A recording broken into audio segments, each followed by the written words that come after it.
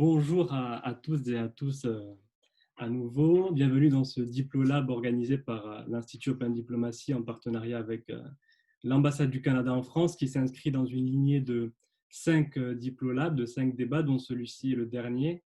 Le premier était consacré aux actions du continent africain face à la Covid, le deuxième sur le système multilatéral, le troisième sur la désinformation, le quatrième sur les violences domestiques, et celui d'aujourd'hui est consacré au protectionnisme avec une question qui a été posée dès le départ.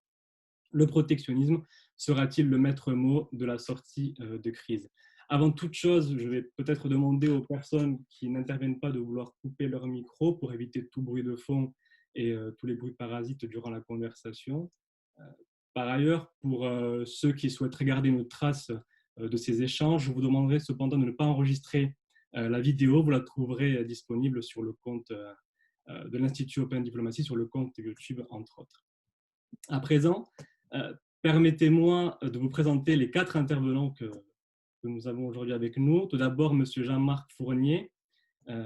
Vous étiez du coup député québécois et vous avez aussi occupé à de nombreuses reprises, euh, le rôle de ministre, et plus récemment, vous étiez ministre québécois aux affaires intergouvernementales. Actuellement, vous êtes conseiller stratégique au sein de Cyrus.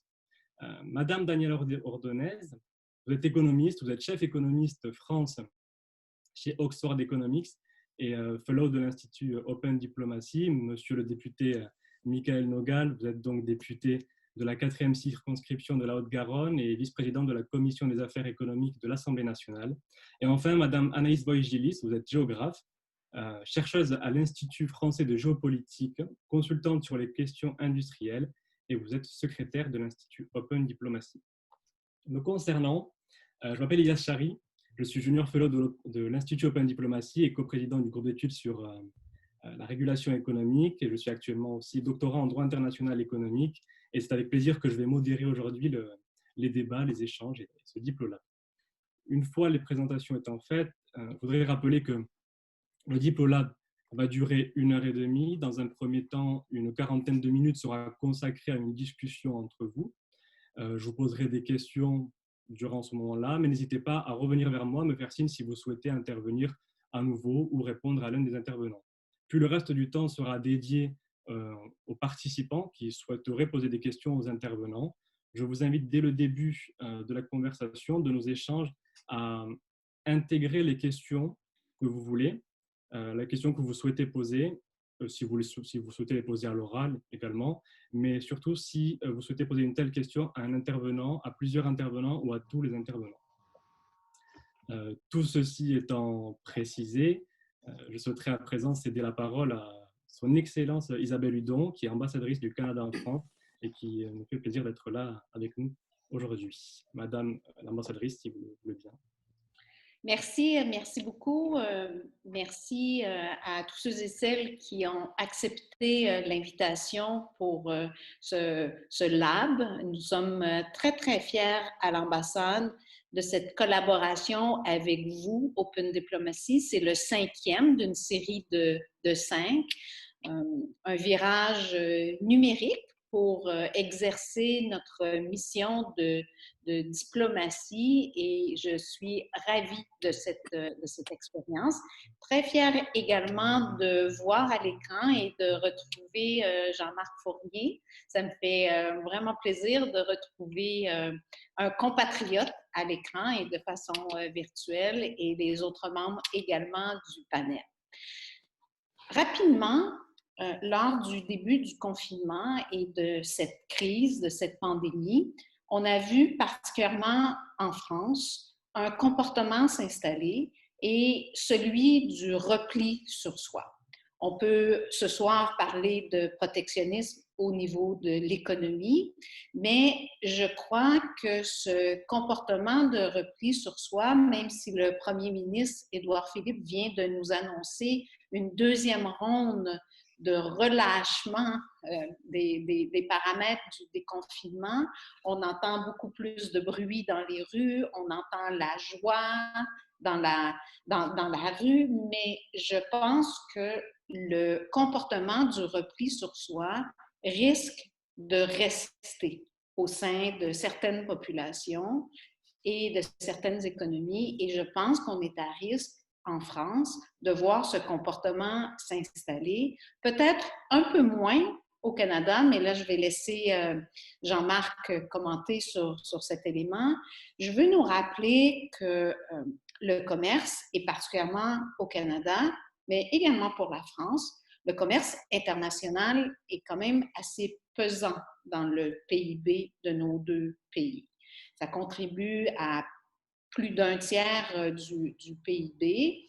Et même si on doit probablement repenser nos façons de faire, même si les pays doivent viser à peut-être une plus grande autonomie pour certains secteurs, il ne faudrait pas aller vers un trop grand protectionnisme.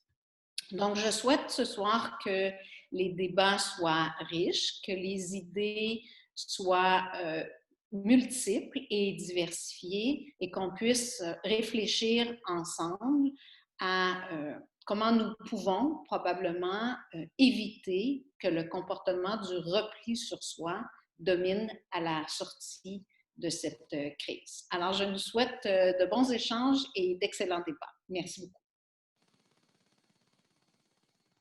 Je vous remercie, Madame l'ambassadrice Isabelle Hudon, pour ces mots auxquels on ne peut qu'adhérer et s'associer, tout justement. Je me permets, pour introduire ce débat, d'ajouter quelques idées sur l'étude du protectionnisme, qui est, comme vous l'avez rappelé, ce protectionnisme est plus que d'actualité. Et ça s'est illustré récemment par la fermeture globale des frontières aux biens, services, mais également à la libre circulation des populations.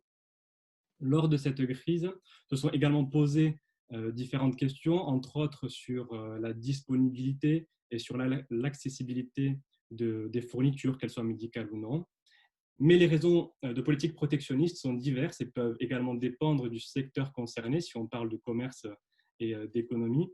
Une mesure protectionniste peut avoir pour but d'assurer la protection de certaines industries, d'être une mesure de représailles, ou peut même résulter d'une volonté d'instaurer des restrictions dans un premier temps pour, dans un second temps, engager des négociations conduisant à davantage de libéralisation. C'est une manière d'assurer finalement un level playing field pour l'ensemble des États participants. Ainsi, ces échanges auront pour but d'expliquer les raisons de ces différentes mesures protectionnistes, leurs moyens d'expression. Le but est également de comprendre pourquoi ces mesures protectionnistes sont entre autres une critique de la mondialisation, du libre-échange et quelles sont potentiellement les réponses à y apporter. Enfin, nous pourrions nous demander si la hausse du protectionnisme est corrélée au temps dur que connaît le multilatéralisme et donc quelles solutions pour l'après-Covid. Alors, voici pour le teasing de ce Diplolab. Je vais céder la parole aux intervenants et tout d'abord à Monsieur Jean-Marc Fournier, car je voulais connaître vos explications concernant la hausse de ces mesures protectionnistes, qu'elles soient antérieures au Covid ou qu'elles soient actuelles. Et j'en profite également pour vous demander quelles ont été les réactions canadiennes face à ces mesures. Monsieur Fournier, la parole est à vous. Alors, bonjour à vous et à vous tous et merci beaucoup de l'invitation d'y participer. D'abord, je crois que ça se vit de la même façon partout pour tout le monde parce que la crise, elle est... D'ailleurs, je pense que c'est d'ailleurs ce qu'il faut dire en premier. La crise, elle est mondiale. Nous avons un ennemi commun. Ce qu'on constate, et c'est le grand paradoxe, je crois, c'est que si cet ennemi commun aurait dû nous amener à nous rapprocher les uns aux autres, c'est plutôt le contraire. Alors, ça s'explique évidemment un peu. La fermeture des frontières, ça ne rapproche pas le monde beaucoup. En confinement non plus. Alors, il y a des effets de la crise qui, je dirais, conditionnent un certain éloignement. Et cela peut en partie expliquer, par exemple, des goûts nouveaux, renouvelés pour le concept de l'achat local. Ceci étant, s'il n'y avait que ces éléments de confinement, de fermeture des frontières, à la limite d'espérance que ça finisse par réouvrir, je pense qu'on n'aurait peut-être pas de dialogue entre nous en ce moment. Ce qui s'est ajouté, par exemple, durant la crise, vous avez fait mention, j'appellerais ça le hijacking de matériel sanitaire aux aéroports chinois. Le tant qu'à soi sanitaire de plusieurs pays. Nous, au Canada, c'est lorsque M. Trump a dit que les fameux masques N95 ne pouvaient plus se rendre chez nous. Ça a duré quelques jours, pas longtemps, mais suffisamment pour ajouter des éléments de plus. Évidemment, dès le départ de la crise, il y a ces éléments de salubrité alimentaire. Ça venait d'un marché chinois, on racontait plein d'histoires. Donc, la crise elle-même a avec elle amené un certain nombre d'éléments diviseurs qui amènent une crainte, une méfiance à l'égard de l'autre et donc un repli qui commence par ce que les gens appellent de la souveraineté alimentaire et souveraineté sanitaire. Je pense que le mot est exagéré. On ne peut pas être souverain, on ne peut pas être en autarcie, mais je pense qu'on pourrait dire certainement qu'il y a un très grand désir de sécurité alimentaire et de sécurité sanitaire qui va entraîner des choix pour l'avenir. Je termine, je ne vais pas prendre tout le temps. Avant cette crise-là, il y avait déjà de nombreux éléments qui nous amenaient vers un repli sur soi. D'abord, ne serait-ce que pour vous parler de du nouvel accord de libre-échange nord-américain, ce n'est pas les Canadiens vraiment qui le voulaient. Et vous, comme nous, comme tous, avons un voisin aux États-Unis qui, disons, qui manie la mesure arbitraire de façon assez fréquente. Et donc, en termes de stabilité de marché, d'inquiétude, tout ça est là. Vous avez une montée populiste identitaire qui joue peut-être plus en Europe qu'ici, mais qui joue quand même ici. Alors, ajoutez tous ces ingrédients et je pense que la crise nous illustre un certain désordre international et elle ne l'a pas créé, elle fait juste démontrer ses mauvais côtés, l'accélère et il viendra à l'économique et aux politiques de faire les bons choix pour la suite. Je vous remercie, Monsieur Fournier, pour ces informations intéressantes et d'avoir rappelé l'aspect global de cette crise et justement le paradoxe qui est de résoudre cette crise globale de manière unilatérale, entre autres. À présent, je me tourne vers Madame Voigilis, donc Madame Anaïs Voigilis, pour savoir si vous partagez ces explications concernant la hausse des mesures protectionnistes. Et j'en profite également pour vous demander si finalement ce regain des politiques protectionnistes pouvait être vu comme la volonté des États plutôt d'encadrer les règles du libre-échange et donc de reprendre un certain contrôle. Madame Vogilis, je vous en prie. Alors, je pense qu'on voit un regain des mesures protectionnistes dans le contexte de la crise parce qu'il y a eu une inquiétude, comme ça a été dit, sur les aspects à la fois sanitaires et agroalimentaires. Les principales mesures protectionnistes prises durant la période de début de crise jusqu'à maintenant sont dans ces domaines et se portent principalement sur des restrictions des exportations pour assurer la sécurité des pays. Et ça a un effet en cascade sur les chaînes de valeur. Maintenant, on est dans un contexte d'assez long terme du retour d'une forme de protectionnisme qui se joue sur un fond de tension entre la Chine et les États-Unis. Donc, c'est à mon avis une tendance de fond. Maintenant, ce qu'il va falloir voir, c'est est-ce que dans 4 ou 6 mois, quand les effets de la crise seront derrière nous, enfin les effets sanitaires de la crise seront derrière nous, qu'on sera dans on va dire la recherche d'une bonne santé économique, est-ce qu'on va maintenir ces mesures ou est-ce qu'on va revenir à une situation totalement normale? Et là, je pense qu'il y a le jeu des États, mais il y a aussi le comportement des entreprises, c'est-à-dire qu'on voit beaucoup de gens parler de relocalisation stratégique au nom de la souveraineté ou de l'indépendance, sauf que très souvent, les délocalisations, elles se sont faites pour des questions de coûts et faute de marché, soit à l'échelle française, soit à l'échelle européenne, soit dans les continents. Et le meilleur exemple, c'est celui des masques. Jusqu'en 2018, on produisait des masques en France. On a arrêté la production en France. Elle a été délocalisée, faute de demande. Donc, tout l'enjeu, c'est si les mesures protectionnisme durent, c'est pourquoi, dans quel sens et quelle va être la réaction des entreprises internationales qui finalement font un peu fi des mesures, en tout cas en Europe. Très bien. Je remercie Mme Vogilis également d'avoir rappelé l'aspect de la relocalisation. C'est un thème qu'on va aborder par la suite et qui est très intéressant justement concernant ces mesures protectionnistes, mais également qui, de par l'actualité, est fortement évoqué en ce moment. Monsieur le député Michaël Nogal, toujours la même question. Comment expliquez-vous cette montée des mesures protectionnistes et quelles ont été les réactions de la France ou davantage de l'Union européenne? Monsieur Fournier a expliqué que ça s'appliquait de manière globale et que donc du coup les réactions étaient à peu près certaines fois similaires, mais je voulais avoir votre avis sur la question, monsieur le député. Bonsoir à toutes et à tous. D'abord, je tiens à saluer toute l'équipe d'Open Diplomacy. Je vous remercie pour l'organisation et saluer Madame l'ambassadrice, que j'ai plaisir à retrouver. On s'était vu avant la crise, mais du coup, ça fait plaisir aussi de la revoir ici. Et je salue évidemment toute l'équipe autour d'elle de l'ambassade du Canada en France. Je partage évidemment ce qui a été dit avant moi, d'abord par Madame l'ambassadrice, par Monsieur Fournier, sur justement le risque en fait de ce protectionnisme. Mais en tant qu'élu, je pense qu'on a aussi chacun une responsabilité individuelle et collective. Et donc, j'ai tendance, moi, je suis de nature optimiste et j'ai tendance à voir les choses, j'ai tendance à voir le verre à moitié plein. J'entends par là que, évidemment, on a été tous surpris par cette crise qui a pris tout le monde de court. Le sujet des masques a été évoqué.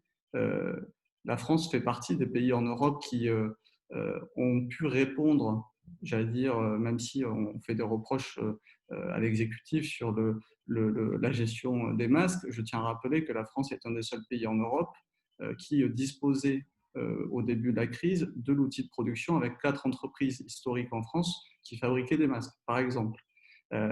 Évidemment, aujourd'hui, avec cette pandémie, tous les États en Europe et puis dans le monde entier se disent qu'il va falloir relocaliser ce qui était une denrée rare et cette dépendance notamment à la Chine, puisque vous le savez, la plupart des masques qui étaient y compris utilisés en Europe étaient fabriqués en Chine.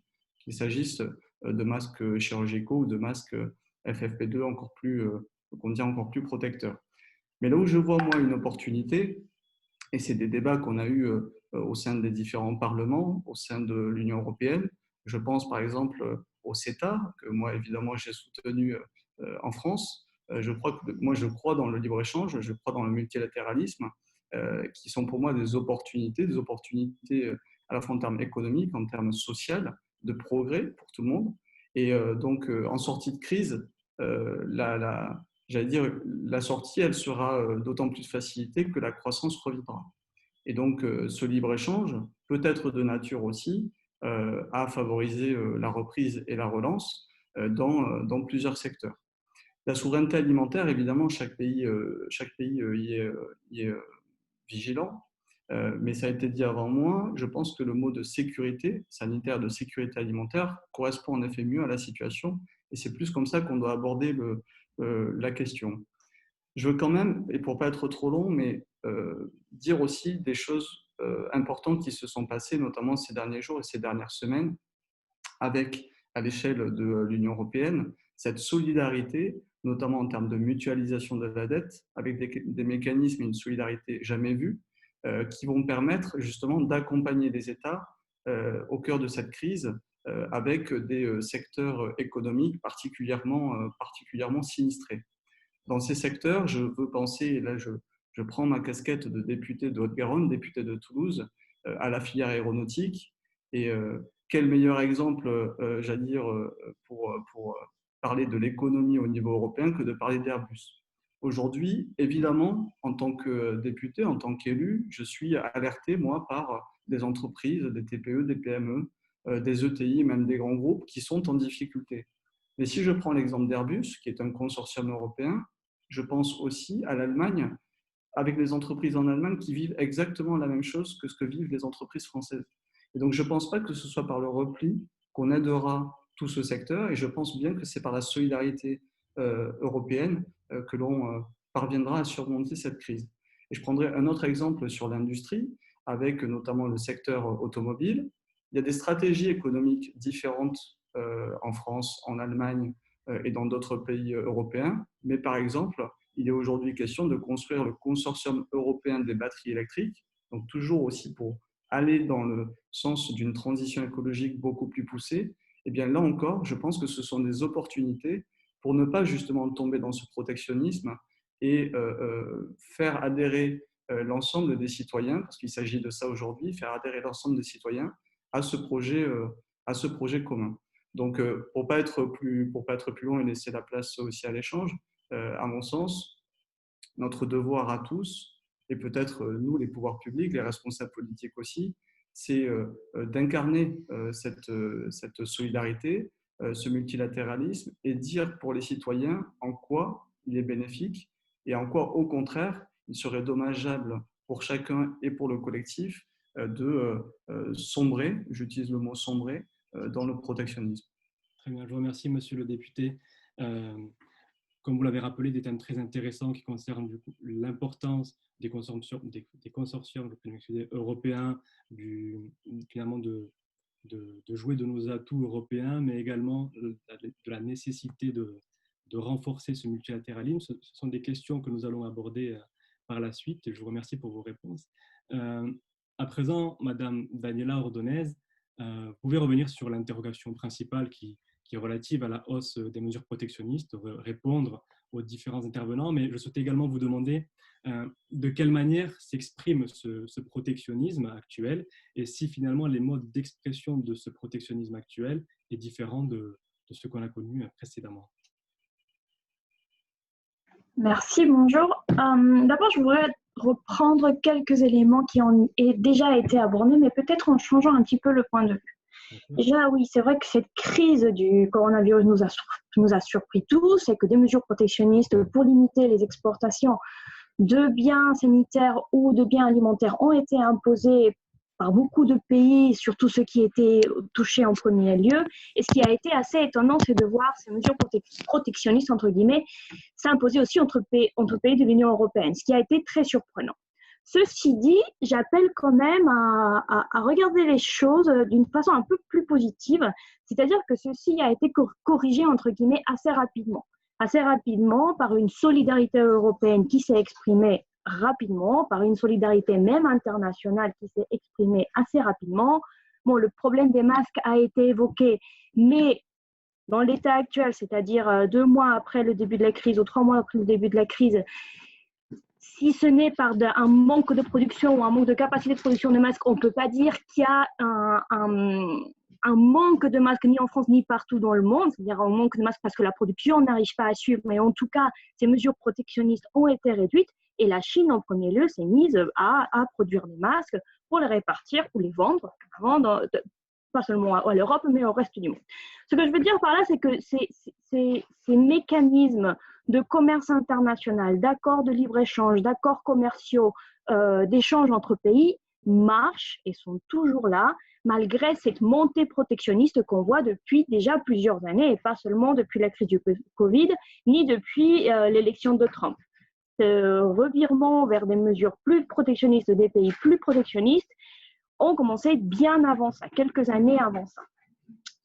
Donc, à tenir en compte quand même ce point positif où, après une première réaction assez protectionniste, peut-être légitime par sécurité alimentaire, par sécurité sanitaire nationale, on a eu quand même un revirement vers une certaine solidarité ou un relâchement des libres-échanges entre les pays et notamment en Europe. En ce qui concerne les mesures protectionnistes, dont déjà elles étaient bien présentes avant la crise du Covid et ça va être certainement un des principaux sujets que nous devrons gérer au niveau économique dès la sortie du Covid, c'est-à-dire dès ces semaines-là qui viennent tout de suite. La crise sanitaire étant, ou le pire de la crise sanitaire étant derrière nous, c'est-à-dire avec le début des déconfinements partout dans le monde, la question protectionniste, la question de la guerre commerciale entre la Chine et les États-Unis va revenir en force très, très rapidement et va façonner cette récupération, ce redressement de l'économie mondiale dans les mois qui viennent. Ce que je pense que va changer le Covid dans ce contexte très protectionniste ou de ce discours très protectionniste dans lequel on était déjà, c'est que l'Europe risque de devenir un acteur à part entière. Avant la crise du Covid, l'Europe était assez passive parmi ces tensions commerciales, assez réactive, c'est-à-dire que quand elle se faisait attaquer ou il y avait des menaces qui émanaient de certains pays, l'Europe forcément devait répondre, mais n'était pas à l'initiative de mesures protectionnistes. Pour une raison simple, c'est parce que réduire le protectionnisme est très coûteux. Ça nous a pris peut-être 30 ans à arriver à un monde libre-échange tel qu'on le connaît aujourd'hui. L'OMC, même si beaucoup diront que c'est une organisation en faillite, à ses débuts et puis aussi par la promotion d'accords de libre-échange bilatéraux, multilatéraux, on a réussi à mettre en place un certain niveau de libre-échange au niveau mondial, et ça a été très coûteux, très heureux et politiquement très lent. Donc, réduire ces mesures protectionnistes, c'est très coûteux, c'est très compliqué. Et c'est une des raisons pour lesquelles l'Europe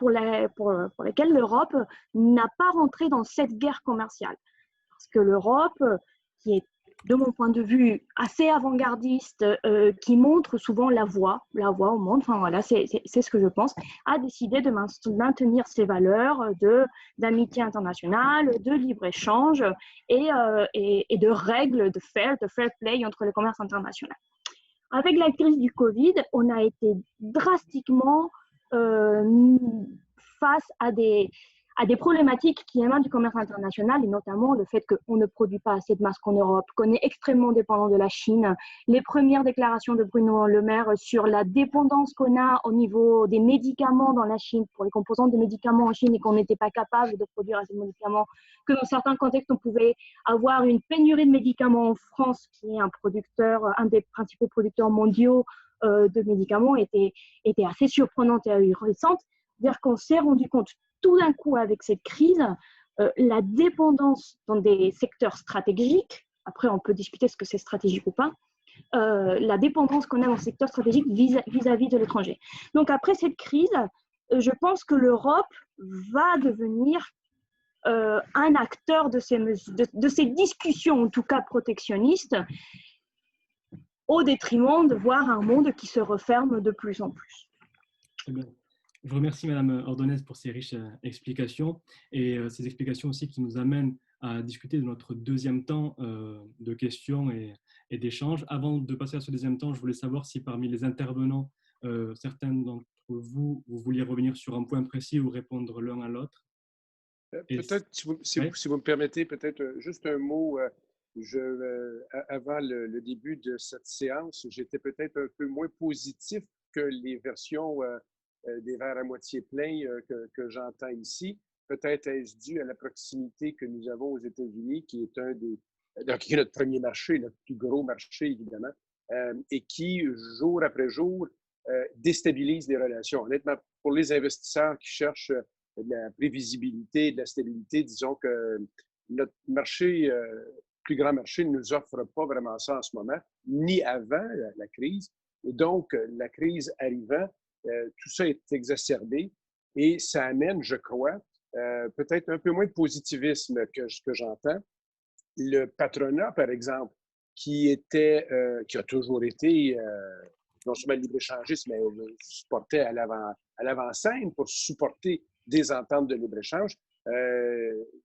Évidemment, c'est avec des nuances, mais la dernière version, c'est qu'il n'est plus question de libre-échangisme en culotte courte. On est donc passé avec... c'est pas le rejet du libre-échange, mais c'est quand même un questionnement du libre-échange et une question de sécurité. Je pense que ça reflète chez les entrepreneurs, notamment, un besoin de re-questionner leur chaîne d'approvisionnement. Et où peut-on faire affaire? Dans quel marché? Où peut-on trouver des marchés de confiance? Je les appelle comme ça, parce que le marché de confiance principal, les États-Unis, franchement, c'est plutôt inquiétant. Alors, moi, je crois que pour l'avenir et pour être positif comme vous, je m'inspire un peu de ce que vous voyez de l'Europe, parce que dans le fond, vous dites l'Europe est et sera notre marché de confiance. Dans le cas du Canada, je crois que le premier marché de confiance, c'est d'abord de redécouvrir le marché canadien. Parce que vous savez qu'au Canada, quand on vient du Québec ou même d'ailleurs, on pense que nos exportations, ça se fait ailleurs, mais jamais dans d'autres provinces. Et pourtant, le Québec échange plus avec le Nouveau-Brunswick qu'avec la France. Mais on ne le connaît pas. Et on a des institutions communes, on a des règles communes. Je crois qu'on devrait maximiser le marché de confiance qui est le marché canadien, notamment pour refaire les chaînes d'approvisionnement qui devront et qui sont déjà un peu défaites par la COVID. Donc, il y a un premier regard à poser là-dessus qui ressemble un peu à ce que vous dites sur l'Europe. Par ailleurs, on pourra pas... Et je ne parle pas ici de défaire, d'aller à l'encontre du marché américain. On va essayer de le protéger au maximum. Mais essayons de travailler le marché canadien et puis essayons d'ouvrir des marchés de confiance ailleurs. Et on a fait référence au multilatéralisme. Il y a 3 semaines, 1 mois à peu près, Macron, Merkel, Trudeau, quelques autres signaient une lettre commune pour un vaccin public accessible et autres. Et je trouvais qu'il y avait dans cette lettre-là une aspiration à un ordre international stable avec des règles à respecter et il y a peut-être beaucoup de labeur politique à mettre dans cette avenue pour recréer un ordre juridique plus stable qui va soutenir et encourager l'investissement. Mais, et je termine, ce n'est pas chose si facile à faire parce que nos électorats, même si moi je ne suis plus en politique, l'électorat réagit beaucoup en ce moment avec une crainte par rapport à l'étranger. L'étranger, honnêtement, il a plusieurs visages. Il n'est pas que l'étranger chinois, là. Il a plusieurs visages et le repli, il est, je disais tantôt, il est même économique, même chez les patrons, on sent cet élément-là. Donc, il y a un travail politique à faire là, parce que l'électorat n'est peut-être pas au même endroit que là où doivent être les leaders politiques. Très bien, je vous remercie, Monsieur Fournier, pour ces éléments de réponse et vous m'offrez la transition parfaite pour passer dans notre deuxième temps de conversation qui justement s'apprêtait à la question de la mondialisation, des critiques faites à la mondialisation, au libre-échange. Vous en avez livré certaines, en tout cas vous avez répondu à certaines questions, notamment concernant les chaînes d'approvisionnement. Et ce qui me permet du coup de passer la parole à Madame Ordonez. Alors, les critiques faites à la mondialisation sont souvent des critiques concernant les conséquences de la mondialisation et on ne critique pas assez, on n'essaie pas d'apporter des réponses concernant les causes. Et donc, Madame Ordonez, j'aimerais connaître votre position, justement, alors, comment le formuler j'aimerais connaître vos positions pour résoudre ces critiques faites à la mondialisation et au libre-échange. Quelles sont vos pistes de réflexion et si, par exemple, la réduction de la longueur des chaînes de valeur, de même que les relocalisations de certaines productions sont des solutions envisageables. Alors oui, la globalisation, elle est un peu mal aimée dernièrement et ceci depuis un moment. Et il est vrai qu'il y a eu certains effets pervers, on va dire, à la globalisation, à la mondialisation, à ce libre-échange, avec une redistribution des chaînes de valeur, une certaine dépendance, etc. Mais je voudrais quand même rappeler que ce libre-échange a permis ou a contribué, parce que ce n'est pas la seule raison, mais a contribué grandement aussi à la réduction de la pauvreté et à l'augmentation du niveau de vie dans certains pays. On critique beaucoup la Chine, moi je la critique beaucoup d'ailleurs, certaines politiques, mais je ne peux pas nier que sa production à très bas coût a permis aussi dans certains pays émergents à des gens qui avant n'avaient pas accès à certains biens de maintenant pouvoir s'approvisionner à un prix accessible en certains biens. Donc, de ce point de vue, on ne peut pas dire que le libre-échange ou que les échanges, tout simplement, soient quelque chose de mauvais. C'est toujours quelle est la variable qu'on utilise pour décider si c'est bien ou c'est pas bien. Et aujourd'hui, d'un point de vue économique, en tout cas, ou dans l'académie, dans la profession, il n'y a pas un consensus sur qu'est-ce qu'on doit regarder. Si on parle un peu de relocalisation et de tout ce débat qu'il y a de relocalisation. La première question, c'est pourquoi et est-ce que c'est vraiment souhaitable? S'il y a des relocalisations, il est très probable que les prix que nous devrons payer pour des biens qu'aujourd'hui nous importons seront plus chers. Est-ce que c'est souhaitable? Oui ou non? Et je n'ai pas la réponse. On va dire ça, c'est plus une politique industrielle, une politique stratégique. Les hommes politiques qu'on élit, qui sont élus pour prendre cette décision, pour savoir quelle est la vision qu'on veut de la France, de l'Europe, qui doivent y répondre. Mais ce sera plus cher. Peut-être qu'on gardera plus d'emplois, effectivement. Est-ce que c'est souhaitable ou pas? Peut-être que c'est quand même souhaitable. Est-ce que les conditions sont là réunies pour ces relocalisations? C'est-à-dire, c'est très facile dans le discours de dire on veut des relocalisations, que la production revienne sur le territoire, créer des emplois, etc. Mais pour qu'une entreprise concrètement c'est très terre à terre en fait, puissent et veuillent produire dans le territoire, il faut qu'un tas de facteurs soient en place.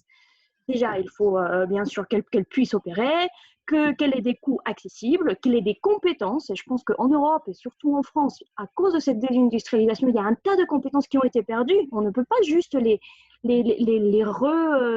recréer du jour au lendemain.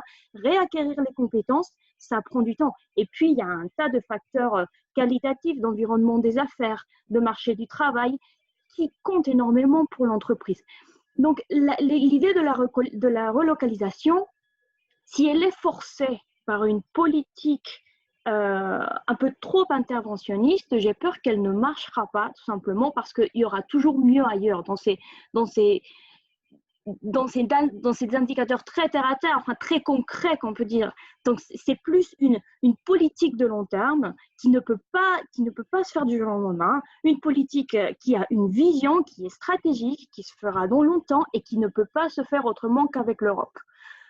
Si on parle de relocalisation et de reconstruire le tissu productif, il nous faut aussi, de mon point de vue, une Europe forte, une Europe industrielle forte, avec une politique industrielle assez claire et stratégique dans le monde. Mais avant ça, il faut qu'on soit clair sur quelles sont les valeurs et quelles sont les choses qui sont importantes pour nous. Et ça, c'est ce qui n'est pas clair pour moi. Est-ce que c'est que les consommateurs ne payent pas? Est-ce que c'est garder des emplois? Est-ce que c'est augmenter en compétences? Est-ce que c'est me protéger, quitte à devoir payer plus cher et que ce soit moins efficient? Ça, ce sont des débats lesquels on n'entre pas, et je trouve que ce débat de relocalisation reste quand même très léger et on ne dit pas clairement ce que ça implique. Je ne sais pas si ça répond à votre question. Non, ça y répond. Enfin, vous avez répondu justement à cette question des relocalisations, des impacts, de la possibilité. C'était très enrichissant. Je vous remercie, Madame Ordonez, pour ces réponses, et je vais céder la parole à Madame Anaïs Voigilis pour ces mêmes questions. Si vous le souhaitez, vous pouvez intervenir sur la question relative à la longueur des chaînes de valeur comme solution envisageable, notamment face aux risques protectionnistes. Mais également et surtout, j'aurais aimé connaître votre position sur les relocalisations, pardonnez-moi, notamment sur la faisabilité et la manière dont cela peut être faisable. Madame Vogilis. Alors, bon, je crois que je partage un peu ce qui a été dit. Hein. Les relocalisations, quand elles sont décidées par les pouvoirs publics, sur injonction des pouvoirs publics, elles sont en général peu viables. Alors après, on peut décider des relocalisations sur certains sujets stratégiques, par exemple les principes actifs, en sachant que c'est un marché très réglementé, mais l'État pourrait décider de prendre à sa charge le surcoût de ses productions. Parce que qui dit relocalisation va dire forcément un sujet de surcoût. Donc, on en revient à cette question du marché que j'évoquais tout à l'heure. C'est qu'aujourd'hui, pour qu'un produit se vende, il y a toutes sortes de facteurs qui rentrent en compte, dont la question de prix selon le positionnement de gamme. Donc, la relocalisation pour des produits en grande série, à mon avis, elle est peu possible en France. On peut envisager des relocalisations avec la recherche d'autres leviers, c'est-à-dire sortir de cette logique de compétitivité coût et chercher des leviers de différenciation. Moi, je pense plutôt qu'on va être sur de la régionalisation de la production. Et pas pour des enjeux forcément de souveraineté, mais plutôt pour des enjeux environnementaux. C'est-à-dire que le sens de l'histoire est de venir produire au plus près des consommateurs. Je reviendrai après sur la question de raccourcir les chaînes de valeur parce qu'il y a aussi des questions d'opportunités de marché sur ce sujet.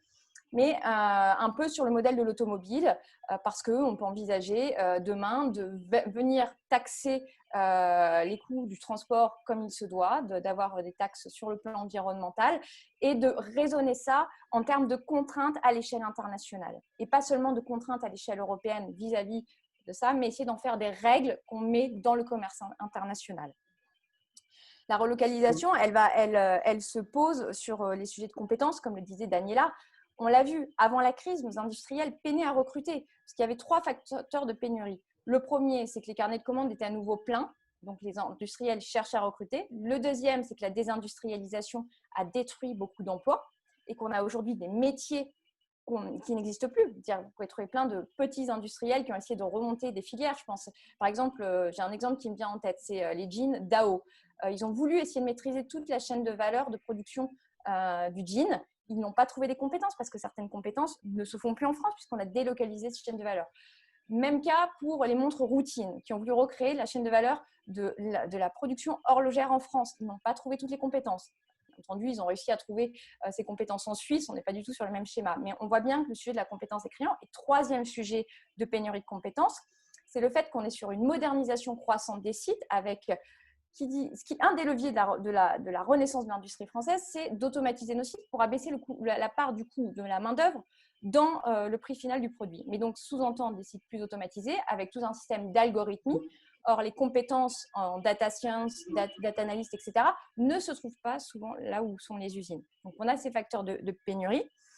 On a un sujet administratif que le gouvernement commence à résoudre, notamment à la avec Choose France, mais on a encore des industriels qui disent moi, je ne m'implante pas en France parce que quand vous avez un temps administratif qui dure 12 à 24 mois avant d'avoir l'autorisation de produire, c'est un frein à l'attractivité du pays, même si on a d'autres sujets d'attractivité.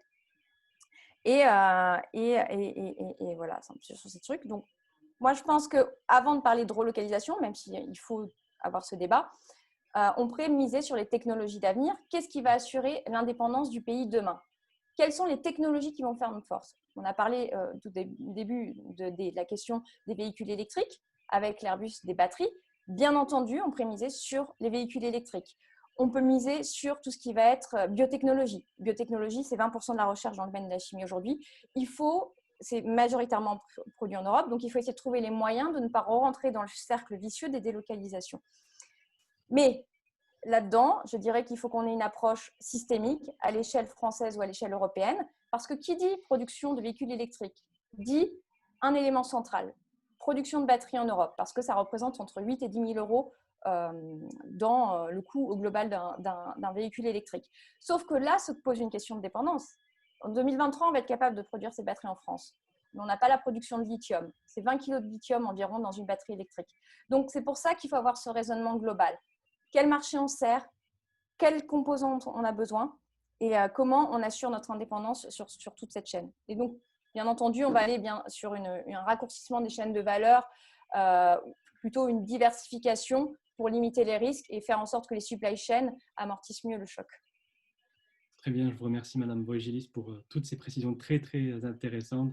Je passe à présent la parole à Monsieur le député Michael Nogal, justement sur ces mêmes questions-là, sur cette question de la relocalisation. Mais depuis un certain temps, comme l'a rappelé Madame Voegelis, il y a Madame Orsillo-Ordonez, il y a une aspiration des populations à consommer davantage local. La crise de la Covid a mis en relief des difficultés d'adaptation des chaînes de valeur, mais également des chaînes d'approvisionnement, comme l'a mentionné Monsieur Fournier. Et donc, mes questions sont les suivantes. Quelles sont tout d'abord les solutions envisageables pour assurer de meilleurs approvisionnements, pour ne pas subir les effets du protectionnisme? Et surtout, j'aimerais bien que vous reveniez sur cette question de la relocalisation. Quelle est votre position et la position française à ce sujet, et partagez-vous ce qui a été dit? Oui, alors, bon, je vais essayer de compléter, mais je me retrouve évidemment, et l'intervention d'Anis Voegelis est très, très complète, et je me retrouve pleinement dans tout ce qui a été dit. Du côté des pouvoirs politiques, c'est vrai qu'on a une responsabilité, et c'est, en tout cas moi à titre personnel, je fais attention à ne pas tomber non plus dans la facilité, dans la démagogie.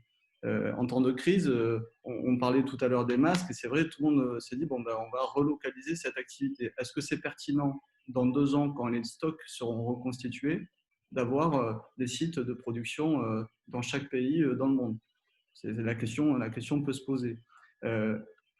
Madame Ordonez a évoqué un sujet qui, à mon avis, me semble primordial, et encore plus en temps de crise, c'est le sujet des compétences. Ce sujet des compétences, on y travaille.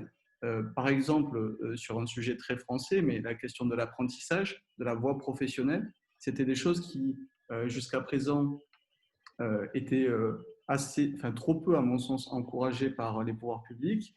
On a fait des réformes pour faciliter l'apprentissage et la formation professionnelle, et c'est parce que, justement, on arrivera à créer de nouvelles compétences et à les préserver, et, j'allais dire, à trouver aussi des transitions, que l'on pourra repenser toute la question de la chaîne de valeur et même des relocalisations. On va avoir des secteurs, j'en parlais tout à l'heure, des secteurs particulièrement sinistrés. Évidemment, l'objectif des pouvoirs publics, c'est de sauvegarder un maximum d'entreprises, un maximum d'emplois, mais il est certain, y compris au sein des entreprises pour les accompagner, pour préserver leur main-d'œuvre, il va falloir revoir justement les fonctions parfois en interne et former, en profiter pour former des salariés sur de nouvelles compétences. Et là, l'État doit être au rendez-vous. Le sujet environnemental a été évoqué aussi à plusieurs reprises. Je pense que c'est un sujet qui est clé parce que c'est une aspiration de la population, mais il est clé aussi parce que c'est une opportunité économique. Et cette opportunité, aujourd'hui en France, on en fait une priorité. On lie d'ailleurs directement le sujet des relocalisations à cette transition écologique, puisque ça a été évoqué, et je reprends pour ma part l'exemple de l'aéronautique. Mais aujourd'hui, moi, quand j'en discute avec des PME et des ETI en Occitanie, en région Occitanie ou en Nouvelle-Aquitaine, quand on regarde notamment une des fonctions qui va être primordiale dans les prochains mois, c'est la fonction achat, la fonction des achats dans une entreprise. Comment on arbitre la sélection de sous-traitants et la sélection des fabricants pour un produit fini à haute valeur ajoutée? Il y a aujourd'hui, si on analyse, vous êtes acheteur, si vous regardez simplement le prix et pas le coût global, forcément, vous pouvez avoir, j'allais dire, une appréciation différente. Or, le coût environnemental, le coût social, à mon sens, doivent être aussi pleinement intégrés dans la politique industrielle, dans nos politiques industrielles. Et donc, le sujet des relocalisations, comme je l'ai dit, il est étroitement lié à la question environnementale. Sur le sujet du consommé local, évidemment, pour répondre à votre question, il y a aussi une aspiration de la population. On le voit, il y a cette volonté, de nombreuses initiatives qui sont nées encore plus vite, j'allais dire, dans la crise. La crise a été un accélérateur, en fait, de tous les mécanismes, à mon sens, de tous les mécanismes économiques et sociaux. La solidarité, on parlait tout à l'heure de la solidarité entre les États, mais il y a aussi une solidarité très forte au sein même de la population, que ce soit pour aider des personnes malades, pour aider des personnes qui n'avaient pas d'hébergement. Tout ça, c'est des choses très concrètes qui nous font revenir aussi à cette solidarité au sein de la population. Maintenant, si on prend le cas de la France, 67 millions de personnes, 67 millions de personnes à nourrir. Si on regarde la Chine, plus d'1 milliard de personnes qui aussi aspirent à consommer des produits de grande consommation qui doivent être donc produits en grande quantité. Si on veut satisfaire j'allais dire, les appétences de toute la population, il faut aussi avoir une échelle de production qui soit plus importante. Et donc, à mon sens, il faut à la fois jouer sur le local, mais sans dénigrer non plus les échanges internationaux. Et je mentionnais dans mon introduction le CETA, qui est pour ma part un bel exemple d'opportunité aussi d'importation et d'exportation de produits de grande consommation. Donc il faut arriver à trouver cet équilibre, ne pas tomber dans la facilité et la démagogie, mais bien sûr faire de la question environnementale non pas un sujet annexe que l'on regarde pour dire bon, on a plutôt bien agi, mais intégrer cette transition écologique dans toutes les décisions et dans tous les arbitrages qui doivent être pris. Enfin, je terminerai par dire aussi que il y a aussi une question de volontarisme politique et de choix politique très clairement des États quand il s'agit d'accompagner, et là on est en pleine actualité où l'État français accompagne les constructeurs automobiles, accompagne Airbus et la filière aéronautique. Oui, on demande des engagements aux industriels parce qu'ils bénéficient aussi du soutien de l'État, en contrepartie de réinvestir, alors pas forcément évidemment toute la production, surtout pour Airbus, on ne va pas tout relocaliser en France, on travaille avec les Allemands, on travaille avec les Espagnols, on travaille avec les Britanniques, ça va continuer comme ça et c'est très bien comme ça, mais il va falloir évidemment que les acteurs privés, les acteurs économiques fassent aussi un effort et re-questionnent leur modèle pour demain aller vers cette transition écologique et sociale à laquelle on aspire. Je vous remercie, monsieur le député. On pourrait s'étendre de longues heures sur ces sujets-là, mais le temps passe terriblement vite. Monsieur Fournier, vous avez déjà abordé les questions de chaîne d'approvisionnement et vous avez déjà en partie répondu à la question, mais si vous souhaitez intervenir sur cette question de la relocalisation, la parole est à vous, brièvement. D'abord, je pense que les questions qui viennent d'être abordées sur les coûts sociaux, les coûts environnementaux, enfin, vous avez les questions modernes, la crise et la sortie de crise et la réflexion de chacun des gouvernements, de façon incontournable, devra se poser la question, est-ce que je veux donner suite à ces nouvelles réflexions ou si je m'inscris dans des modèles du passé? Évidemment, les réponses ne sont pas toutes les mêmes, mais nos espérances, entre les miennes, sont que ces coûts sociaux et environnementaux soient pris en compte, qu'ils fassent partie de modes de réflexion sur ce qu'on a à bâtir pour l'avenir. Maintenant, tantôt, j'entendais sur la question de la relocalisation, puis est-ce qu'on doit l'appeler en termes d'indépendance de production? Le mot qui m'intéresse le plus, je l'ai pris pour la sécurité alimentaire et la sécurité sanitaire. Je crois que c'est une sécurité de commerce, une sécurité commerciale. On n'est pas obligé de tout faire chez soi. De toute façon, on n'y arrivera pas. On ne consommera pas tout ce qu'on produit.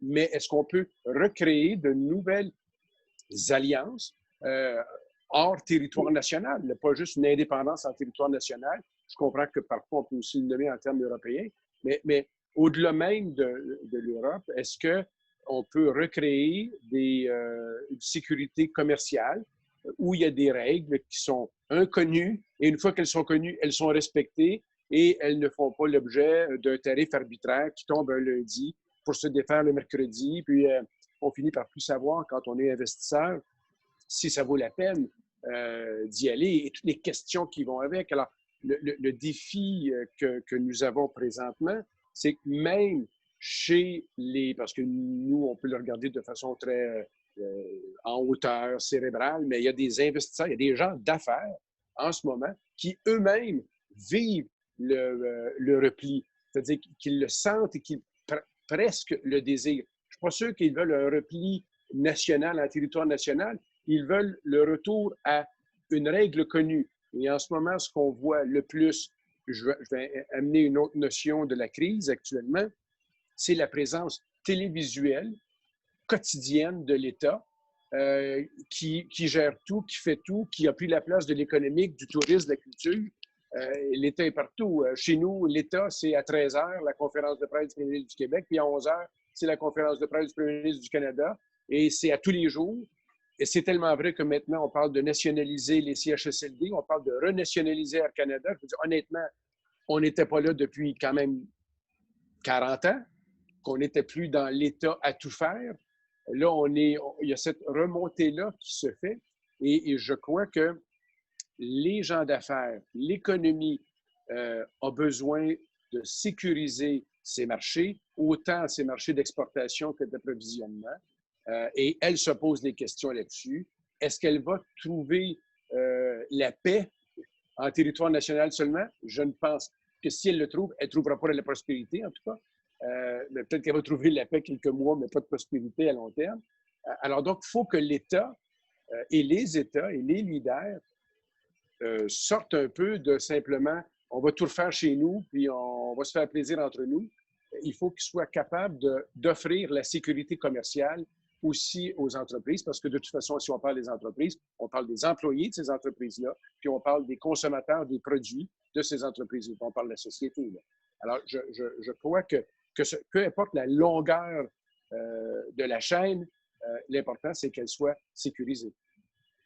Je vous remercie, Monsieur Fournier, pour cet apport. En effet, ces questions de longueur de chaîne, de relocalisation sont intéressantes et d'actualité, en ce sens qu'elles permettent une meilleure indépendance face aux risques protectionnistes, mais je ne reviens pas dessus. Vous avez très largement répondu à la question et de manière beaucoup plus complète que ce que je le ferai. Donc, le temps passant, je vous propose une dernière question à chacun d'entre vous pour justement terminer ce troisième temps de nos échanges avant de céder la parole aux participants. Quel est selon vous le futur du protectionnisme? De quelle manière sera mise en œuvre des mesures politiques protectionnistes? Peut-on imaginer, à titre d'exemple, des politiques protectionnistes basées sur des représailles, des politiques protectionnistes en tant que représailles, notamment je crois que c'était Madame Ordonez qui avait évoqué le cas de la guerre commerciale entre les États-Unis et la Chine. Les mesures protectionnistes peuvent-elles être des mesures de représailles? Et également se pose la question de la légitimité de certaines mesures qui pourraient apparaître comme protectionnistes pour certains mais pas pour d'autres. Et là je pense notamment aux questions environnementales et notamment j'ai en tête l'exemple de la taxe carbone proposée par la Commission européenne aux frontières de l'Union européenne. Donc, quel est l'avenir de ces mesures protectionnistes et quelle est leur légitimité? Brièvement, à chacun d'entre vous, pourquoi pas tout d'abord à Madame Boy-Gillis. Alors, je suis plus une experte de l'industrie que des règles protectionnistes. Alors, dire l'avenir… Moi, je ne pense pas qu'il faille voir les mesures environnementales comme quelque chose de protectionniste. Il faut le voir comme quelque chose qui va profiter à l'ensemble de la société. Je pense qu'à l'échelle européenne, avant de parler de protectionnisme, on peut avancer sur un certain nombre de mesures pour mettre de l'équité dans nos échanges. Je pense par exemple à une mesure de réciprocité dans l'accès au marché public. On sait que l'Europe est très ouverte dans l'accès au marché public, beaucoup plus que n'est la Chine, le Japon, les États-Unis. Et la Commission européenne avait essayé de pousser des mesures. D'ailleurs, la France était favorable à ces mesures, mais c'était l'Allemagne et d'autres pays du nord de l'Europe qui s'y opposaient parce qu'elle commerce beaucoup avec la Chine. Donc, premier levier, ça pourrait être travailler sur ces accès au marché public. Deuxième chose, c'est le contrôle des investissements étrangers à l'échelle nationale et à l'échelle européenne. On a des mécanismes européens, mais qui aujourd'hui sont, à mon avis, insuffisants pour protéger nos technologies d'avenir. Donc, je réponds sur ce sujet, pas sur le protectionnisme. Je pense que les trois autres intervenants répondront sûrement beaucoup mieux. Mais en tout cas, on doit bien se garder d'entrer dans une logique protectionniste. L'Europe n'en sortira pas gagnant.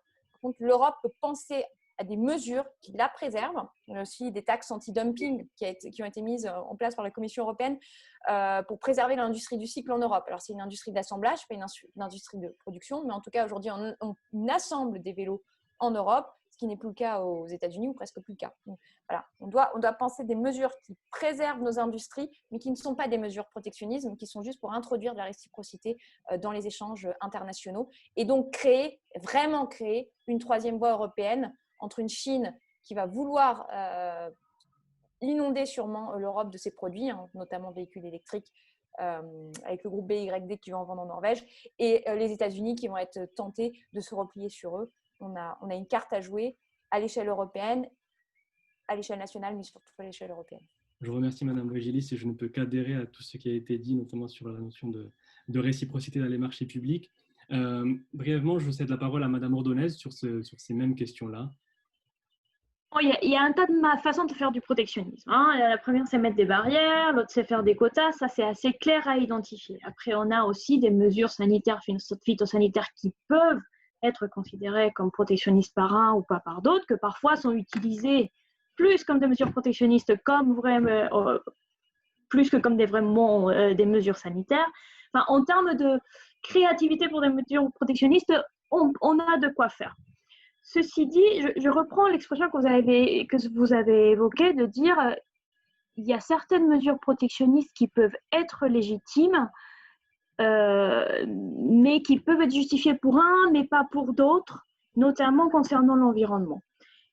C'est vrai, mais il est là tout l'intérêt du multilatéralisme et c'est là l'importance du multilatéralisme. Le meilleur exemple, c'est l'accord de Paris. C'est-à-dire c'est un accord historique où tous les pays du monde se sont mis d'accord pour s'auto-imposer des contraintes assez fortes pour préserver l'environnement en vue de quelque chose qui allait profiter à toute la société, à la société mondiale, pas seulement au pays.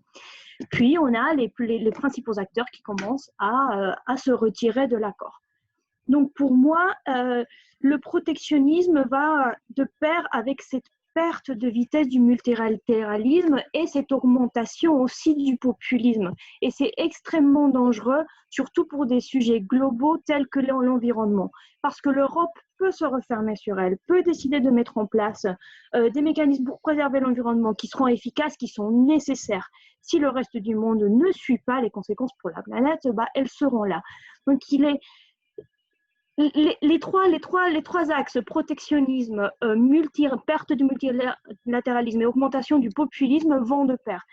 si on veut continuer ou retrouver un monde de libre-échange, de dialogue bilatéral détendu et constructif, il faut trouver le moyen de remettre en place des mécanismes multilatéraux, même si c'est d'abord régional, bilatéral entre certains pays, pour le mettre en place. Sinon, effectivement, on court à un monde où on va se replier sur eux-mêmes avec des objectifs qui ne sont pas clairs ou des variables qui ne sont pas claires sur le pourquoi je me replie sur ce secteur et pas sur celui-là, pourquoi j'exclus les importations de tel pays et de celui-là. L'objectif économique derrière tous c'est ce discours que je trouve assez démagogique parfois, ne fait pas de sens. Ne fait pas de sens. Je vous avoue que j'ai un peu peur pour la suite, notamment après le Covid. Mais bon, il faut garder espoir et espérer que le multilatéralisme et le dialogue international pourra se renouer rapidement. Je partage également votre avis. Je vous remercie, Madame Ordonez, d'avoir répondu à cette question et ne cessons pas d'être optimistes, comme l'avait rappelé Monsieur Nogal. Et justement, je cède la parole à Monsieur le député Michael Nogal sur cette même question et sur le futur du protectionnisme. Oui, alors, comme je disais tout à l'heure, c'est vrai que je suis de nature optimiste, mais pas naïve. C'est-à-dire que, peut-être pour compléter ce qui a été dit avant moi, parler de la notion aussi de sécurité économique. À partir du moment où on est dans une compétition aussi internationale, on a parlé tout à l'heure du sujet des compétences, des services et des produits à haute valeur ajoutée. Il y a des risques de se faire voler ces compétences, j'allais dire. Et donc, par exemple, le ministre de l'économie en France a décidé jusqu'à la fin de l'année d'abaisser le seuil à partir duquel l'État contrôle les investissements étrangers, en particulier dans les industries stratégiques, pour justement éviter des démarches inamicales et qui pourraient, j'allais dire, mettre en péril aussi à terme nos outils de production. Donc ça, pour moi, c'est quelque chose. Aujourd'hui, cela vaut jusqu'à la fin de l'année parce qu'on est dans une période de crise. Mais à mon sens, ce sujet doit aussi être questionné et pourquoi pas pérennisé au niveau européen, puisque là, il s'agit des contrôles des investissements étrangers non européens. Donc, pour moi, le levier d'action doit rester l'Europe. Mais c'est important d'être très vigilant sur ce point. Si je dois continuer, par exemple, de prendre des exemples sur le secteur aéronautique, on a aujourd'hui, parce que ce secteur est sinistré, des PME et des ETI qui produisent des composants très techniques, par exemple, qui sont approchés aujourd'hui par des puissances africaines ou asiatiques pour des rachats. Et évidemment, quand une entreprise est au pied du mur, qu'elle ne voit pas un avenir j'allais dire, serein dans les prochains mois, elle peut être tentée de céder et ce n'est pas dans l'intérêt de la France et ce n'est pas dans l'intérêt de l'Europe. Donc, je suis évidemment opposé au protectionnisme, multilatéraliste convaincu, européen convaincu, mais malgré tout, on est dans une compétition, donc restons vigilants, établissons des règles et je me retrouve dans ce qui a été dit tout à l'heure sur la réciprocité. Je pense que c'est un mécanisme qui doit prévaloir sur l'économie pour de nouvelles relations plus saines, de nouvelles relations commerciales plus saines, mais toujours voilà, être ouvert et en même temps vigilant. Très bien, je vous remercie, Monsieur le député, notamment d'avoir évoqué le levier européen qui est important pour notre compétitivité et d'avoir évoqué les investissements étrangers de même manière que Madame Voigelis et du coup ces règlements européens. Monsieur Fournier, pour terminer, toujours la même question sur le futur des mesures protectionnistes. Je veux dire que ce que Mme Ordonez a dit, j'y concours entièrement.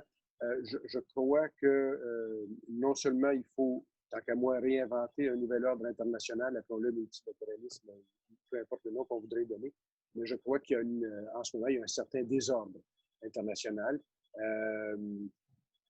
Puis, que l'on veuille parler de sécuriser des marchés commerciaux, que l'on veuille parler de tenir compte dans des nouveaux marchés entre pays, qu'il y ait des règles communes environnementales, qu'on tienne compte des coûts sociaux. Dans tous les cas, il faut qu'il y ait non seulement un dialogue, mais un encouragement à convenir de règles communes.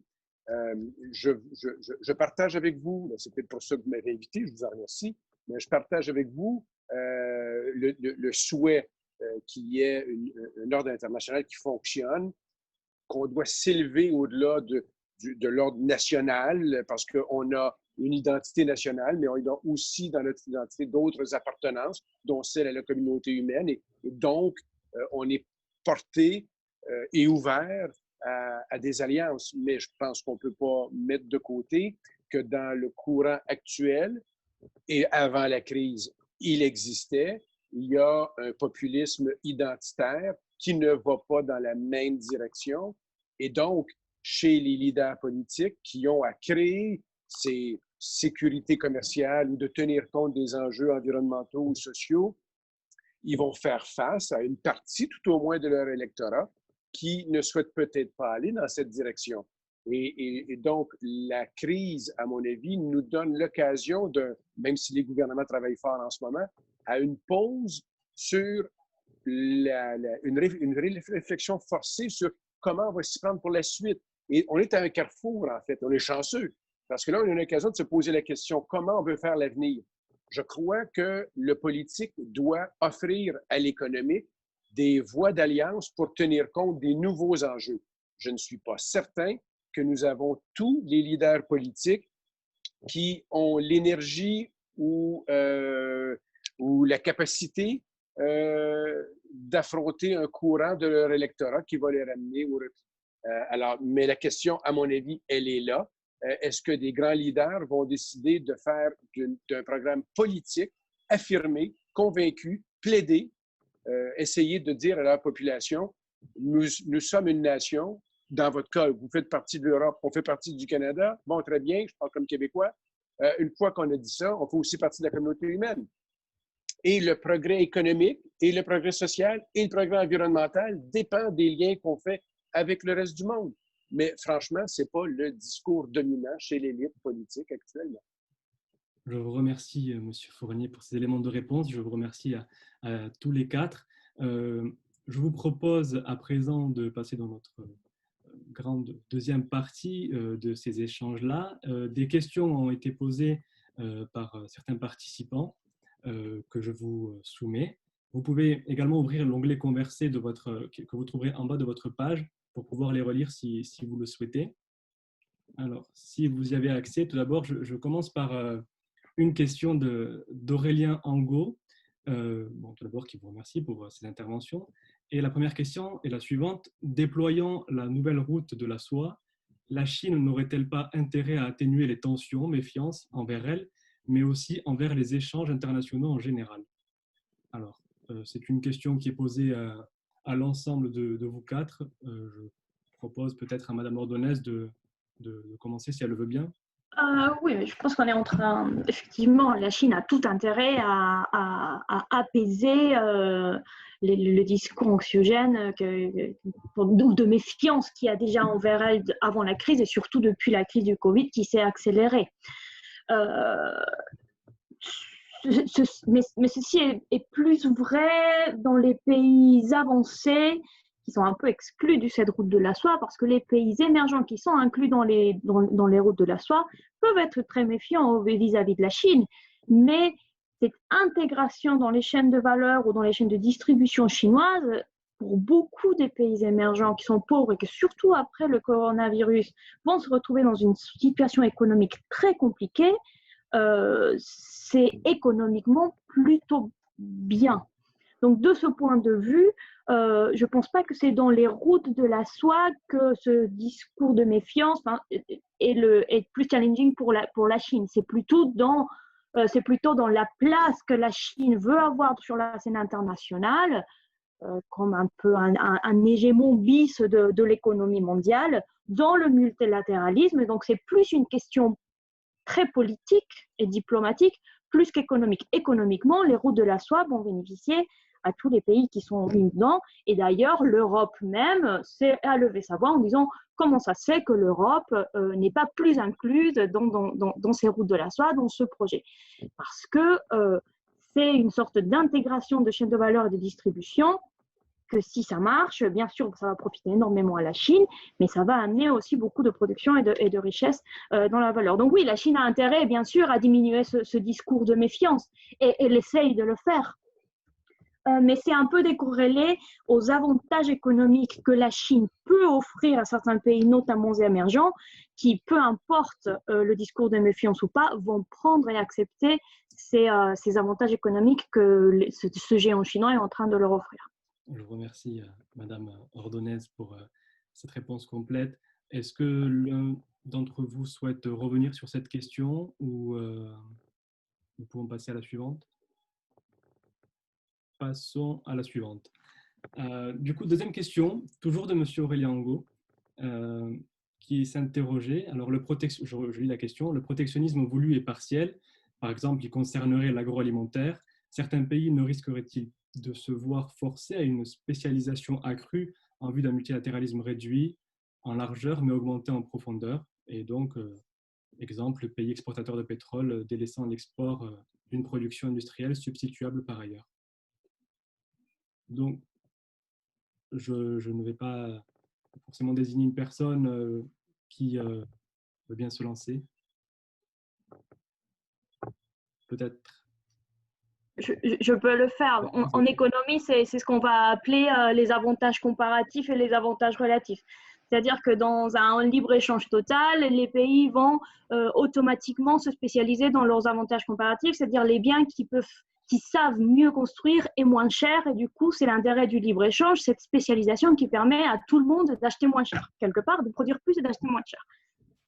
Le protectionnisme, oui, peut avoir ses effets de spécialiser certains pays dans certains secteurs, ce qui peut être bien ou pas bien en fonction de quelles sont les spécialisations et les compétences qu'on décide de développer dans chacun des pays. C'est-à-dire, par exemple, pour que les pays émergents se spécialisent dans des productions pétrolières ou dans l'exploitation de matières premières et ne développent pas l'industrie ou d'autres compétences, on n'a pas eu besoin de protectionnisme pour que ça se fasse. Ce sont des avantages comparatifs et peut-être des décisions politiques, de vision de politique économique un peu court-termiste. Donc, le résultat n'est pas évident de protectionnisme en termes de spécialisation. Mais c'est une question légitime et ça va se poser très fortement en Europe. On parle beaucoup d'intégration en Europe. Tout le monde y croit, moi la première, notamment une Europe industrielle. Mais par exemple, un exemple très concret, l'automobile français. On parle beaucoup de l'automobile français. Emmanuel Macron vient de proposer un plan historique pour soutenir le secteur. La désindustrialisation automobile de la France n'a pas été en faveur de la Chine comme on peut le croire, mais en faveur d'autres pays européens et notamment de l'Allemagne et de l'Europe de l'Est, où la délocalisation de production d'automobiles a étalé en Allemagne et puis en Europe de l'Est de plus en plus et pas ailleurs en Europe. Donc c'est une question légitime dans le sens où est-ce qu'on est prêt à perdre certaines spécialisations industrielles qu'on croit historiques ou nationales parce qu'on veut renforcer ce libre-échange ou cette communauté d'échange ou pas. Ça, ce sont des questions que typiquement, je trouve que ce débat de relocalisation et d'intégration européenne ne sont pas en train de répondre assez clairement. Mais c'est une question légitime. Comme bonne économiste, j'ai dit ça dépend. Mais effectivement, ça dépend et c'est le genre de problématique qui découle plus d'une décision politique, stratégique et de négociation entre pays, dans ce cas dans l'Union européenne, plus que juste une conséquence économique. Très bien. Je vous remercie, Madame Ordonez. Une autre réponse à cette question?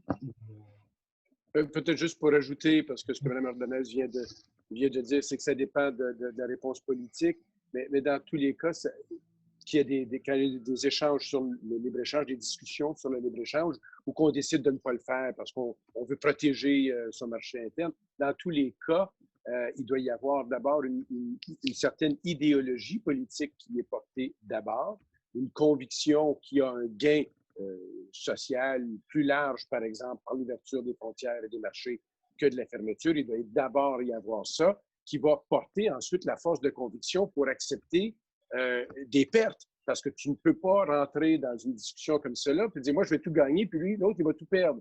Ça doit être du gagnant-gagnant. Et dans le gagnant-gagnant, ben, il y a des petits bouts de chez vous qui vont un peu perdre. Alors, comment on va les supporter pour éviter que la transition soit trop dure? Est-ce que ça, c'est du protectionnisme ou, dans le fond, c'est de l'adaptation pour permettre une ouverture des marchés? Bon, peu importe comment on va les appeler, mais il y a quand même, au départ, une volonté politique qui doit s'exprimer et elle dépend d'une idéologie. Est-ce que je crois à l'ouverture ou est-ce que je suis trop méfiant et je veux me fermer? Et ça va évidemment évoluer au fil des années et des décennies.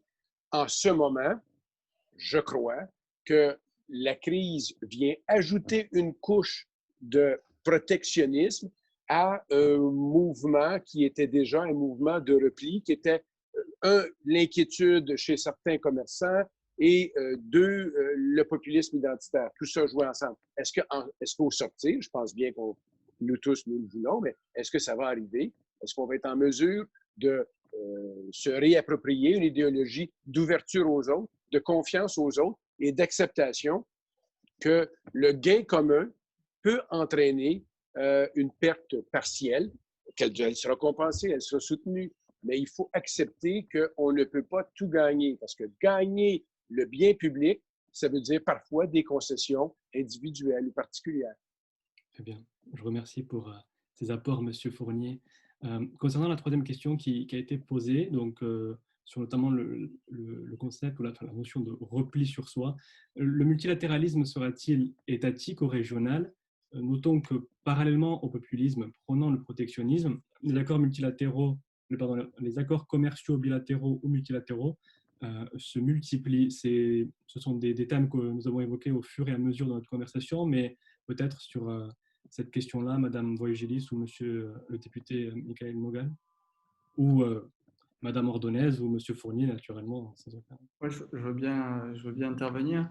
Je note dans la question un point important et notamment cette apparente contradiction entre le populisme, en effet, qui prône le protectionnisme et les accords qui se multiplient.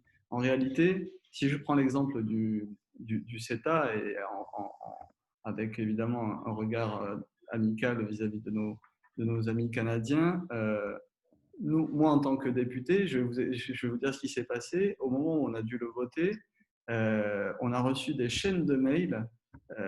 On a reçu des chaînes de mails pour nous inciter, nous parlementaires, à s'opposer à ce traité de libre-échange.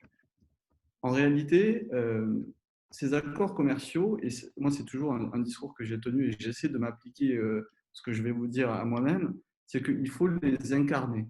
Le libre-échange peut parfois faire peur. On a y compris eu des filières agricoles en France qui se sont mobilisées parce que craignant les conséquences du CETA. Et je pense qu'il faut revenir à des données très objectives. Et Monsieur Fournier l'évoquait tout à l'heure, mais en fait, plutôt que de parler de protectionnisme, moi je parlerai de dépendance et d'interdépendance. Quand vous êtes un pays qui a une agriculture, par exemple, concentrée sur les céréales, évidemment, vous allez importer beaucoup de produits. Quand vous êtes en France, on a la chance d'avoir des territoires très variés. Et donc, on a des céréales, du maraîchage, de l'élevage. C'est plutôt assez diversifié. Et ça nous donne des possibilités d'exportation, là, pour le coup. Sur d'autres produits, on ne va pas être producteur et pourtant, on va compter sur l'extérieur, l'Europe, voire plus loin, pour importer, satisfaire la demande. Donc, il y a un écart quand même entre les décisions politiques, et moi j'ai bien conscience que quand on vote au niveau français, au niveau national et au niveau européen, que l'opinion publique ne suit pas forcément. Ça ne veut pas dire, et heureusement qu'on ne gouverne pas avec des sondages, mais ça ne veut pas dire que l'opinion publique suit les décideurs politiques. Et là, c'est notre travail à nous. Si on n'est pas suivi, de faire en sorte, je reviens à ce mot, d'incarner ce qu'est ce libre-échange et cette interdépendance. Donc, je peux vous dire que ce n'est pas quelque chose qui est forcément évident. C'est plus facile de dire le mal vient de l'extérieur, toujours. que ce soit pour l'économie, pour les sujets économiques, pour les sujets sociaux, peu importe. C'est la facilité qui est d'ailleurs plutôt choisie par les extrêmes. Ça vaut en France et ça vaut dans d'autres pays. Donc, j'allais dire, est-ce que ce multilatéralisme sera, pour répondre à la question initiale, régional ou étatique? Moi, je vous ai dit tout à l'heure avec les différents exemples que j'ai donnés, je pense que le meilleur levier reste le levier européen et que ce serait, et là je rebondis par rapport à l'introduction de Madame l'ambassadrice, mais ce serait que alimenter le repli sur soi que de penser les choses à l'échelle d'un État et à l'échelle nationale. Voilà. Très bien. Je vous remercie, monsieur le député. Je ne voudrais pas abuser de mon monopole de questions, mais j'aimerais bien rebondir sur cette question 3 et à celle à laquelle vous venez de répondre par une autre question, parce qu'en effet, il y a une prolifération des accords bilatéraux, régionaux, etc., mais c'est une prolifération qui est rendue permise aussi par les accords multilatéraux, par le GATT, par exemple. Mais je voulais savoir, dans ces accords bilatéraux, dans ces accords régionaux, il y a des situations préférentielles justement pour les signataires de l'accord. Et donc pour certains, cela pourrait être vu comme une forme de protectionnisme si on ne l'étend pas par la clause de la nation la plus favorisée, en tout cas si on ne l'étend pas à l'ensemble des États, notamment de l'OMC. Et donc finalement, est-ce une forme de protectionnisme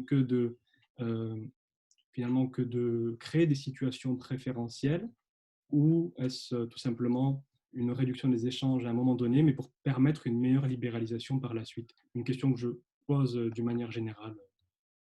En fait, ce que vous posez comme question, c'est est-ce du multilatéralisme en construction ou est-ce une obstruction au multilatéralisme? Je pense que ça va dépendre du regard qu'on va vouloir mettre dessus, peut-être de la chronologie des événements pour qu'on puisse juger de quoi il est question. Mais lorsque vous avez nommé la question tantôt, et je fais un pont vers une réponse que vous voulez vous donner, ou au moins un sujet que je voulais traiter, le Brexit amène, c'est ma lecture lointaine, vous la vivez beaucoup plus que moi, là, mais ma lecture et ma compréhension, qui est bien limitée par rapport à la vôtre, m'amène à voir que le Royaume-Uni est aujourd'hui poussé ou ils ont accepté le Brexit.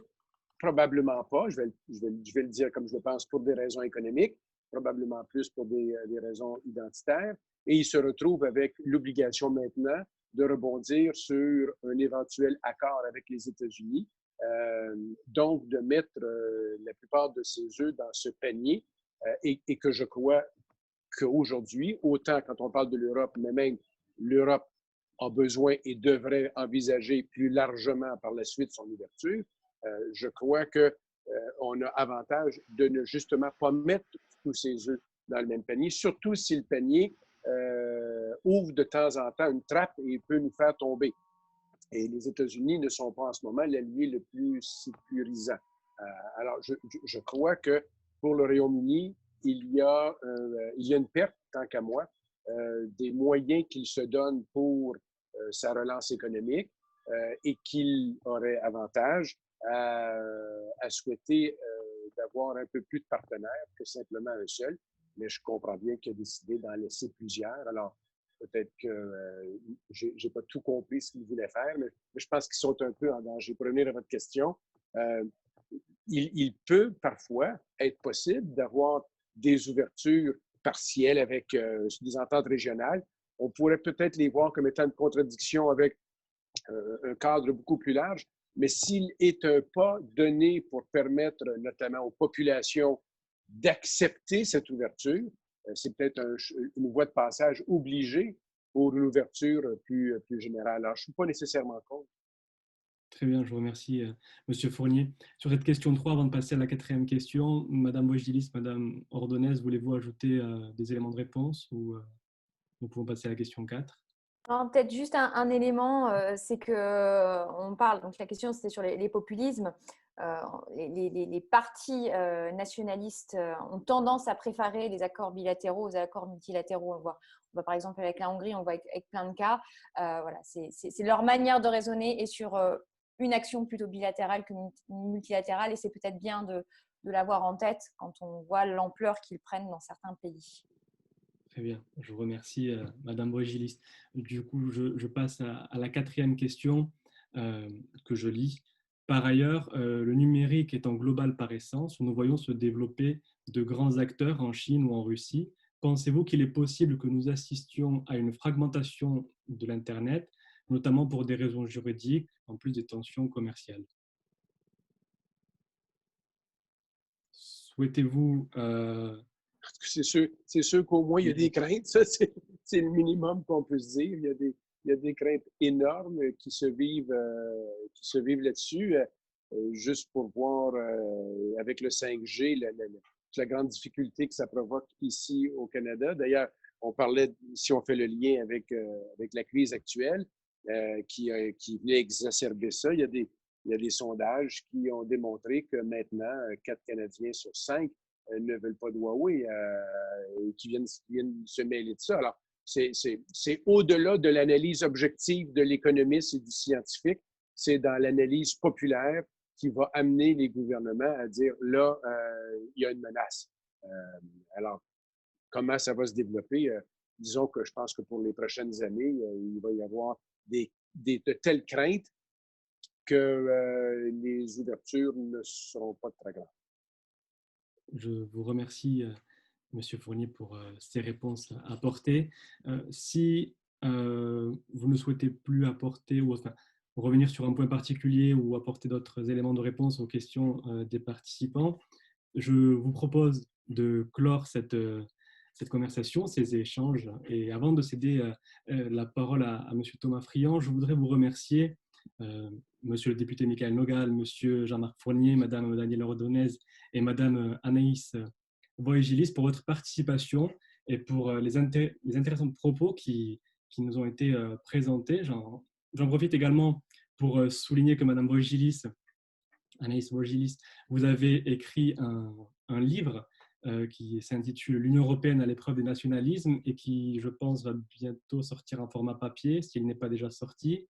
Et il en va de même pour un autre ouvrage que vous avez coécrit sur la Renaissance industrielle et qui, si je ne me trompe pas, est déjà sorti en version papier. Pour finir, Madame Ordonez, récemment, vous avez publié ou copublié une note relative en substance à, si j'explique ça de manière un peu large, à une augmentation progressive de l'activité suite à la détente des mesures de confinement et donc à la nécessité de changer de politique et notamment de permettre une politique de reprise favorisant la reprise économique. Donc, si c'est exactement ça, je pas très bien. Vous validez ce C'est ça, je valide. Merci. Donc, si tout est validé, je me permets de vous remercier à nouveau et de céder la parole à Thomas Friand. Je vous remercie. Merci Elias, merci Monsieur Fournier, Daniela, Anaïs et Mickaël pour ces échanges.